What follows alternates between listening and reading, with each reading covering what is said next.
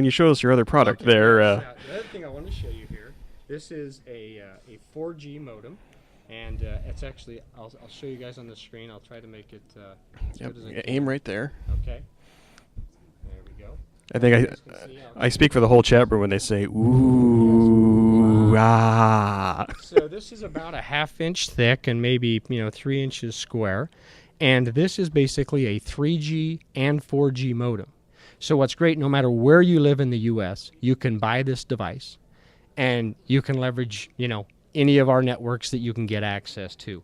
We cover about 30 million pops. Obviously, Atlanta is one of the cities we've launched with 4G. And we'll cover 120 million pops, or a little better than 1/3 of the country by the end of the year. Now, what's also cool about this device right here is it enables 5 simultaneous Wi-Fi connections. So we have 3 doctors here in the room, and then one of my colleagues from Sprint. We could all have a laptop, and we could turn this on, and we could run every laptop on this. Or we could run healthcare equipment, printers. I see there's a camera over there. Anything that has a Wi-Fi connection could be enabled over this, and we could just carry it around the city. Or, by the way, yesterday we had somebody stop by. They had driven up from Florida, and they were using one of our devices and had 3 people in the car, and they were all just cranking away using this device. So be in a car, at a convention, wherever you might be. Well, we'd be happy to demo that, if you need somebody to demo that. Other questions?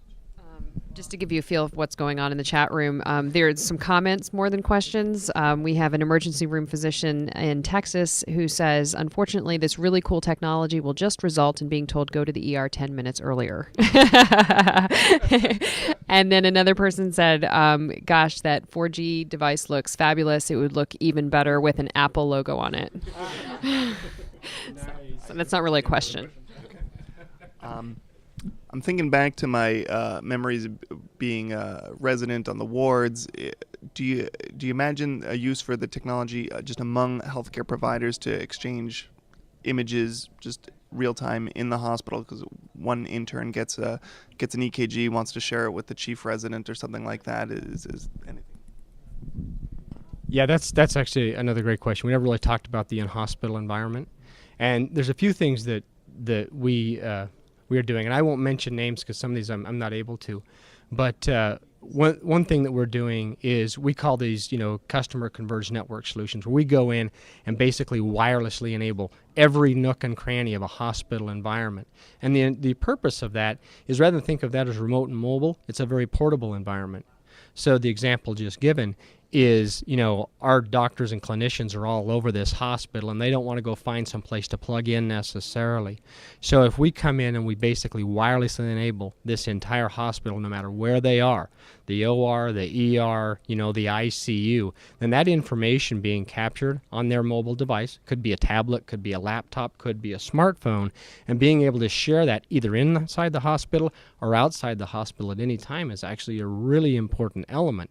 Well, the discussion I had yesterday with a major hospital provider is they're looking at basically getting rid of all desk phones and all tethered units. We use tethered as in wired, and basically wirelessly enabling the entire hospital. And it's also over a secure frequency. One thing about Wi-Fi is it's great, and I'm not suggesting Wi-Fi is bad. Wi-Fi is great, but sometimes you're a little concerned about the environments and who you allow to have access to that.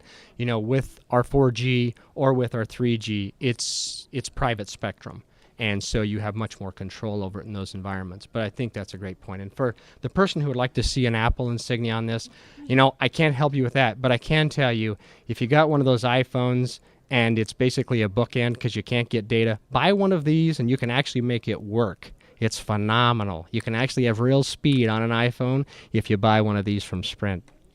Wow. Man. Okay, this will be our last meeting here at HIMSS. One question. One question. What happens when the tower goes down? Yeah, so that's a really good question, too. Towers don't generally go down. Unlike landlines tend to get dug up.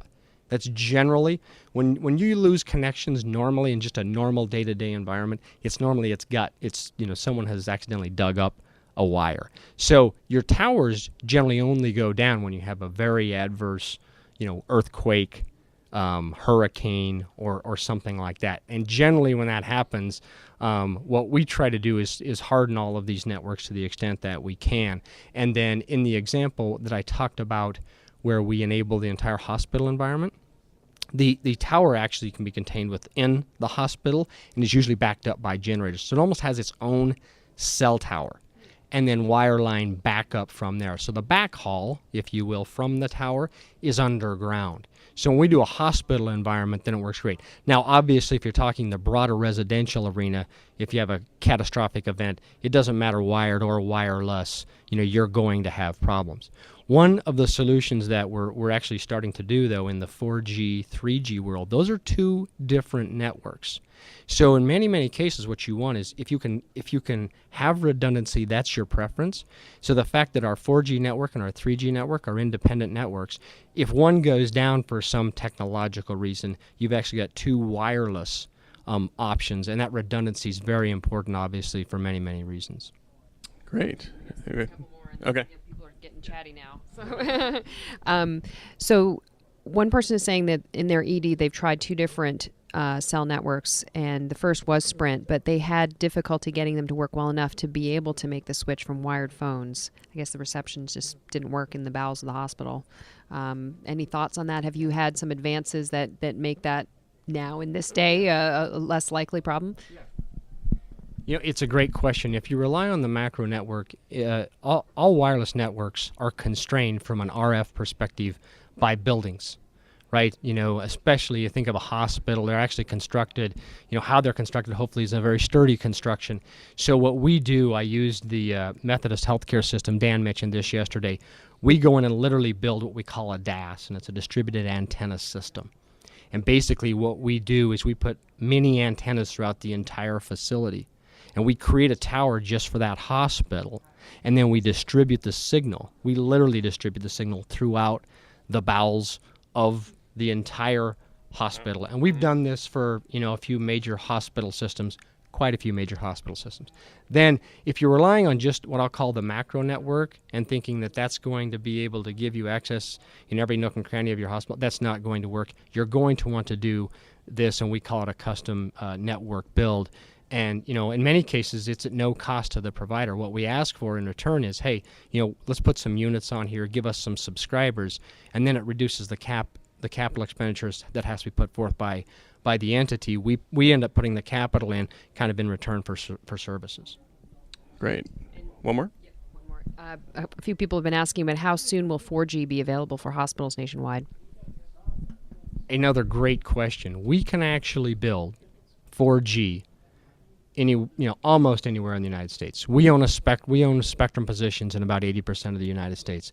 We launch markets, one market at a time, but today we would actually, outside of a launch market, we could put 4G in a hospital. We have the spectrum position. It would be this group that actually reports up to me where we go in and do these custom builds. We can do that whether we've launched the market or not. So we could go to, I'll make this up, we could go to Phoenix, Arizona, which we have not launched, and we could put in a 4G network for that hospital or for that, it might be a complex. We could actually build basically their own little private 4G island. Great. All right. So for people here on site at HIMSS, where can they find you on the exhibit floor? And for people who are watching here, where can they read more about the Sprint Health IT initiatives? Okay, so our booth is 1413. In Hall C or C Hall or whatever it's called, Hall C. And, I very much encourage you to go by and just look at some of the applications. The great thing is, like I said, the stuff I'm talking about today, whether it's 4G or it's this remote healthcare, it's actually demoed in there. We've got Creative Labs in-person devices where you can see video conferencing. It's real. It's going on right now. So I encourage you to stop by the booth because, sometimes we all come and talk about vision stuff. This is real, and it's actually being demonstrated at our booth. So I encourage you to stop by if you want to see it brought to life. And they can read more about it like sprint.com somewhere? Yep, sprint.com /healthcare. Sprint.com /healthcare. Great. Tim Donahue, Vice President Industry Solutions from Sprint and iPhone Lover. Right. Thank you for joining us here. Thanks for the time. All right. Thank you very much. Great. And Better Health's coverage here live at HIMSS 10 will be continuing in a few minutes. We'll be right back.